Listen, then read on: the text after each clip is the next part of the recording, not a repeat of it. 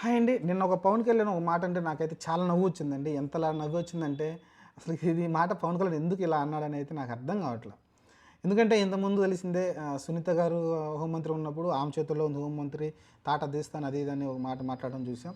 నిన్న చూస్తే ఒక విలేకరు అయితే రైతుల గురించి పట్టించుకోవట్లేదు. ఏంటి పరిస్థితి, వాళ్ళకి మద్దతు ధర కావచ్చు, లేకుంటే రైతు భరోసా కావచ్చు, లేకుంటే కౌలు రైతులు ముఖ్యంగా మాట్లాడింది కౌలు రైతుల గురించి.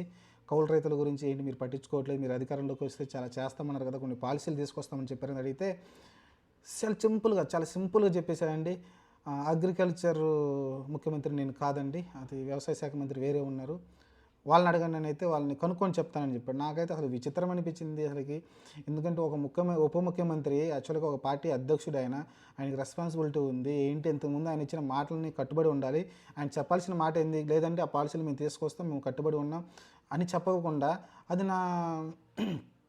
నా మంత్రి శాఖ కాదని అయితే అంత ఈజీగా చెప్పేసి వెళ్ళిపోతున్నాడు. నాకైతే చాలా ఆశ్చర్యం కలిగింది. ఎందుకంటే పవన్ కళ్యాణ్ మనం వైసీపీ గవర్నమెంట్ ఉన్నప్పుడు అక్కడ రాయలసీమలో కొన్ని జిల్లాల్లో వెళ్ళాం. కౌలు రైతులకి ₹1,00,000 ఆయన సొంత డబ్బులు ఇవ్వడం చూసాం. చాలామందికి 100 మంది రైతులకేమో ఎక్కువ ₹1,00,00,000 దాకా ఆయన విరాళం ఇవ్వడం చూసాం. అక్కడ ప్రతి రైతుకి ₹1,00,000 ఇవ్వడం చూసాం కౌలు రైతులకి అయితే.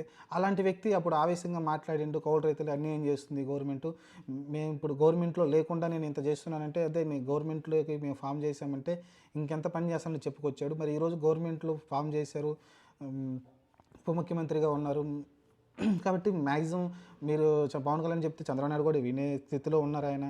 అలాంటప్పుడు ఈయన ఇలా మాట్లాడడం అనేది చాలా ఆశ్చర్యం కలిగించింది. ఇది అంటారు కదా, జరగకముందు ఒకటి జరిగిన తర్వాత మాట తెప్ప తాటేయడం అది అంటారు కదా, ఆ రకంగా అయితే మాటనైతే దాటేసాడు పవన్ కళ్యాణ్ అయితే. ఇది నేను అసలుకి ఊహించలేదండి పవన్ కళ్యాణ్ నుంచి ఇలాంటి సమాధానం వస్తుందని అయితే. చూద్దాం మరి దాన్ని మళ్ళీ కరెక్ట్ చేసుకుంటారేమో. దీని గురించి అయితే విపరీతంగా వైసీపీ అయితే ట్రోల్ అయితే చేస్తూ ఉన్నారు. అది కూడా రాంగ్ అనిపించింది నాకు కూడా. తప్పులేదు, పవన్ కళ్యాణ్ ఇంతకుముందు కౌలు రైతుల గురించి ఎలా మాట్లాడి ఏం చెప్పాడు మనకు తెలుసు. కానీ ఇప్పుడు తన మాట ధోరణి మాట్లాడే తీరు చూస్తే తప్పు అనిపిస్తుంది. అది ట్రోల్ చేయడం తప్పే లేదు, ఖచ్చితంగా నిలదీయాల్సిందే పవన్ కళ్యాణ్ని. దానికి కరెక్ట్ సమాధానం చెప్పాలి ఆయన. ఎందుకంటే కౌలు రైతులు చాలా ఇబ్బంది పడుతున్నారు, వాళ్ళకి నష్టం వస్తే ఏంటి దిక్కు ఉద్యమానం ఎవరు లేరు. చూడాలి, చాలా ఇబ్బందులు అయితే పడుతున్నారు.